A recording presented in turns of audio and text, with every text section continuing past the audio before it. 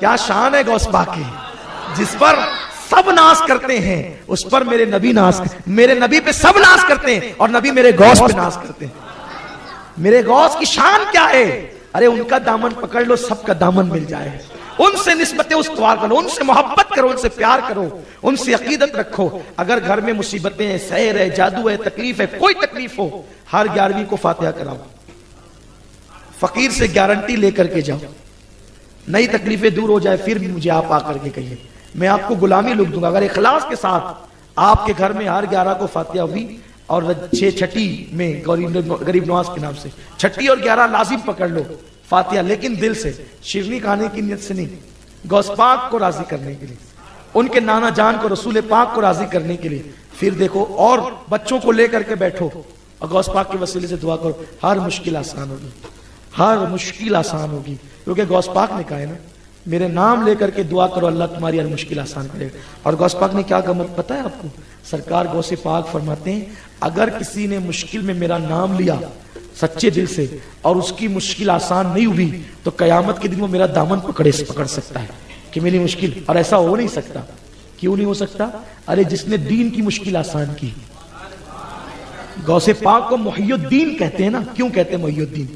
اس لیے کہ دین مرنے کے قریب تھا، آپ نے اس کو ہاتھ پکڑ کے سہارا دیا، دین زندہ ہو گیا، اسی دن سے لوگ آپ کو محی الدین کہنے لگے۔ یہ غوث پاک کی شان ہے۔ تو غوث پاک کو مصیبت میں یاد کیا کرو۔ حضرت کسی کا وہ شعر ہے نا کہ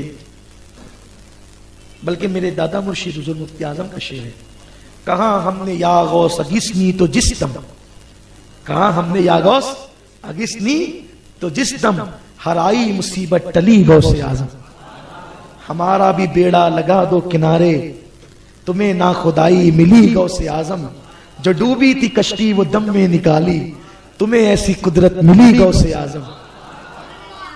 لوگوں کسی کی بات مت سنو، ان سے اپنا رشتہ جوڑ۔ لوگ کہتے ہیں ولیوں سے کیا ملتا ہے؟ ارے جڑ کے دیکھ کیا ملتا ہے۔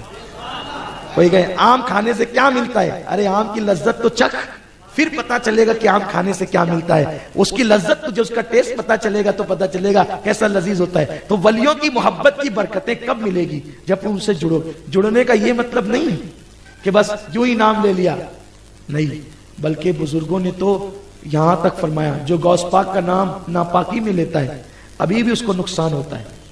ناپاکی میں بزرگوں نے فرمایا، جب ہمارے یہاں مجلسیں پڑھی جاتی، یہ غوث پاک کی محبت ہم لوگوں کو جو ہے وہ مدرسوں سے اور مولانا لوگ اور کسی کا پیر صاحب لوگ کا واز سن کر کے نہیں ملے۔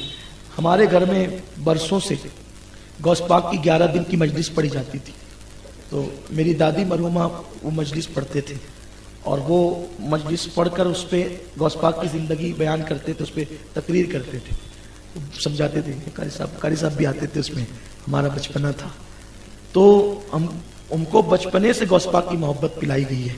غوث پاک رضی اللہ تعالیٰ کی محبت ہمارے گھر کے لوگوں نے ہمارے دلوں میں ڈالا ہے، اور اب وہ جیسے جیسے علم کے قریب ہوتے جائے ویسے ویسے بڑھتی چلی گئی۔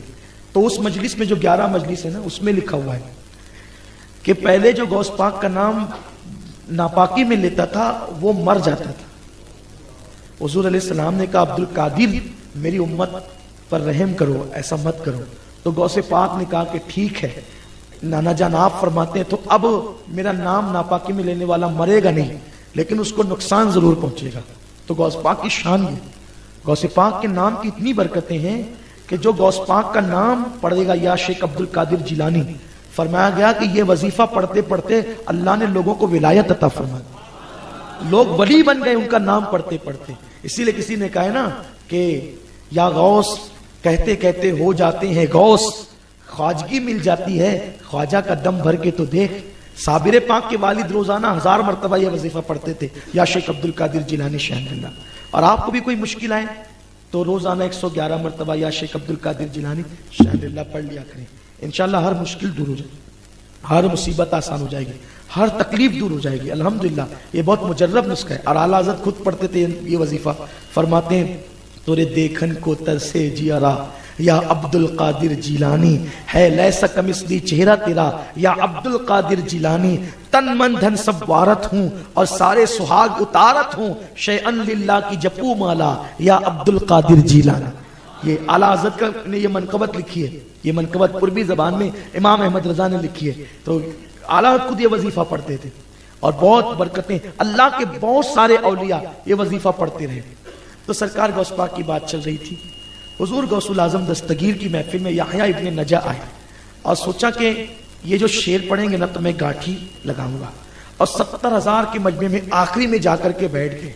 اب آخری میں بیٹھے تو غوث پاک نے اس دن ہر 2 جملوں پہ شعر پڑھنا شروع کیا. ہر جملوں پہ 2 جملوں پہ ایک شعر. اور ایسا شاعر کا شعر یحییٰ ابن نجا نے کبھی یہ شعر سنے ہی نہیں تھے. ایک شعر سننا، چپے سے گاٹھی ماری، دوسرا پھر گاٹھی ماری، تیسرا گاٹھی مارتے رہے. غوث پاک بیٹھے بیٹھے منبر پہ کھڑے ہو گئے اور 70,000 کا مجمع ایک دم آخری میں ہوا. او یحییٰ، میں گاٹھی کھولتا جاتا ہوں، تو گاٹھی باندھتا جاتا ہے، کتنی گاٹھی باندھے گا؟ یہ سننا تھا کیونکہ ڈورا 70,000 کا مجمع انہوں نے چھپا رکھا تھا. دوڑتے ہوئے آئے اور قدم پکڑ لیے، حضور مجھے معاف کر دیجئے، میں تو آپ کو کچھ اور سمجھتا تھا، آپ کی شان ہی کچھ اور ہے. اسی لیے اعلیٰ حضرت فرماتے ہیں سکر کے جوش میں جو ہے وہ تجھے کیا جانے، تو جس کی عقل کام کرنا بند کر دی وہ تجھے کیا جان سکے. سکر کے جوش میں جو ہے وہ تجھے کیا جانے، خضر کے ہوش سے پوچھے کوئی رتبہ تیرا. خضر کے ہوش سے پوچھے، خضر کے ہوش سے پوچھے کوئی رتبہ تیرا. اگر ان کا مرتبہ پوچھنا ہے کوئی خضر علیہ السلام سے پوچھے.